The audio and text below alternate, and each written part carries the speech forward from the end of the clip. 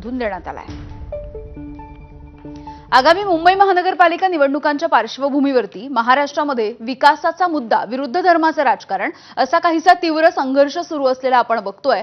आणि त्यातच आता हिंदू मुसलमान किंवा भारत पाकिस्तान या विषयांचा आधार न घेता भाजपने एखादी निवडणूक लढवून दाखवावी, मी त्यांना 1 लाख रुपये देईन असं शिवसेनेचे पक्षप्रमुख उद्धव ठाकरे यांनी भाजपला उद्देशून म्हटलं होतं।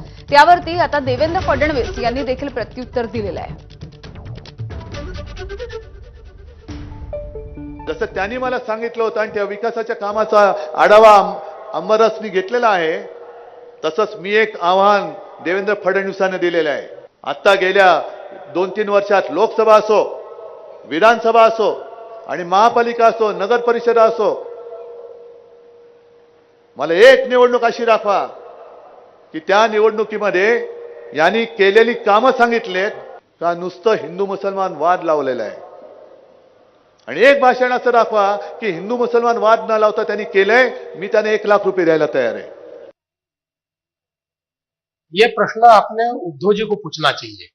देखिए, मैंने तो ओपन चैलेंज दिया है, उद्धव जी के भाषण में विकास का मुद्दा दिखाइए और मेरे से 5,000 रुपये ले जाइए।